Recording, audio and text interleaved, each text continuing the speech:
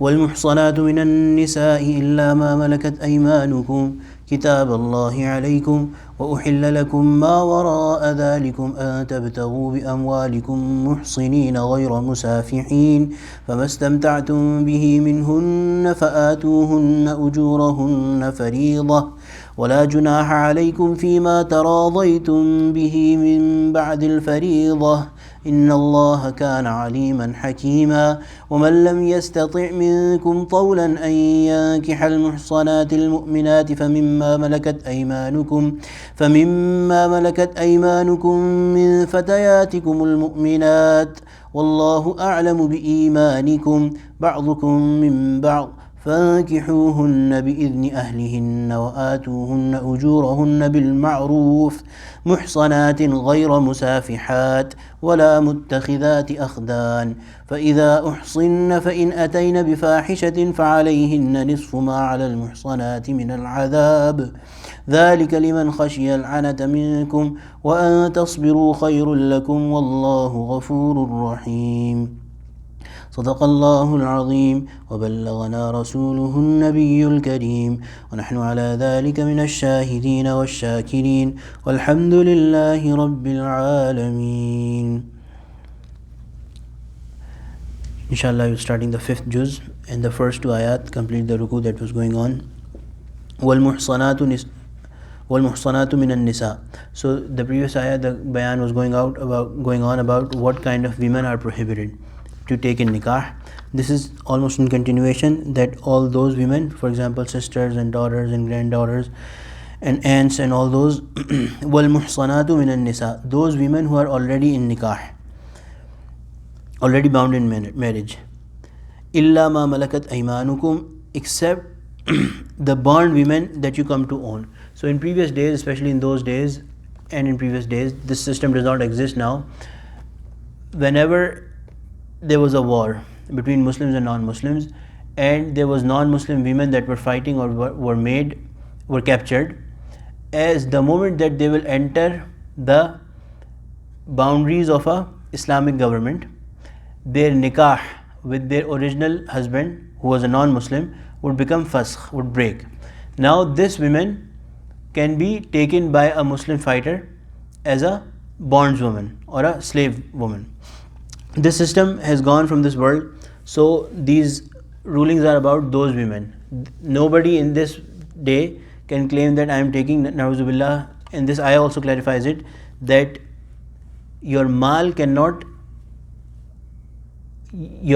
the way of using your mal, the correct way of using your wealth in terms of these things is to use it in mahr for a nikah, rather than buying or paying somebody for zina, na'uzubillah.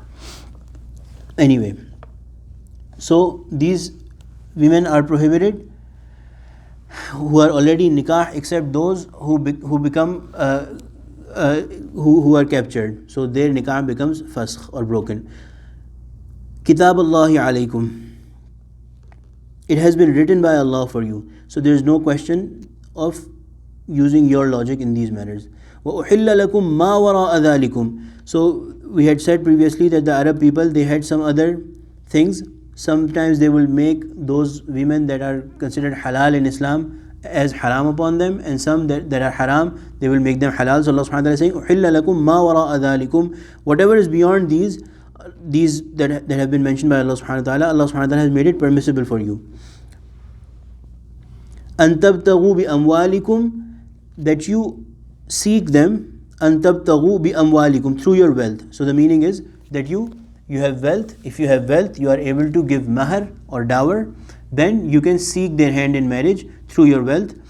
مُحْصِنِينَ غَيْرَ مُسَافِحِينَ, the one condition is that you do it مُحْصِنِينَ غَيْرَ مُسَافِحِينَ, for the purpose of binding yourself in marriage. So the key purpose of marriage is to bind a man and a woman in a holy, religious, sacred connection, to preserve their chastity and to continue the human race.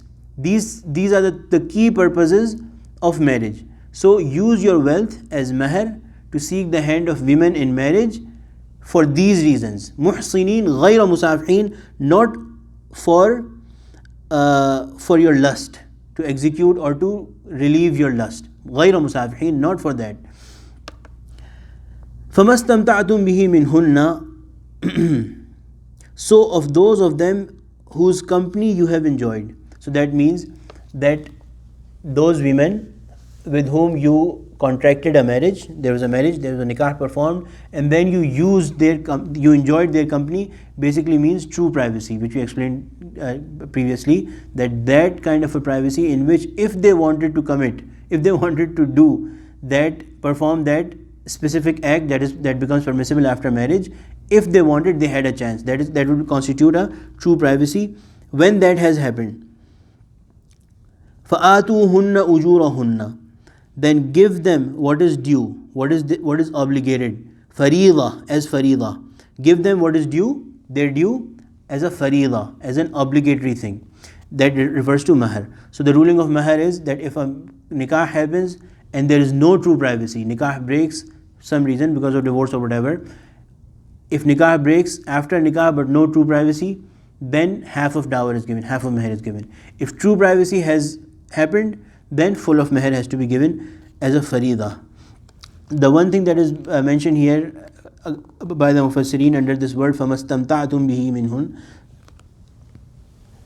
there is something called mut'ah, and the people who, there is a sect, deranged people who want to claim that this is still permissible. So what is mut'ah? Mut'ah is that they say contract marriage for a short-lived marriage, only for the purpose of relieving your desire, and then there is no intention of having, so it's not a binding thing. In this ayah in itself, Allah subhanahu wa ta'ala is saying that muhsinina ghayra musafihin, do it for binding your own self in a binding manner, and the reason has to be that your lineage continues. So mut'ah was something that even today some deranged people, a sect, Shia people basically, say that this is something permissible, and they na'uzubillah accuse Sayyidina Abbas radiallahu anh to have permitted this. But the reality of the matter is that it is in Muslim Sharif, it is written that Sayyidina Abbas radiallahu anh said that this is not permissible under advice from Sayyidina Ali radiallahu anh.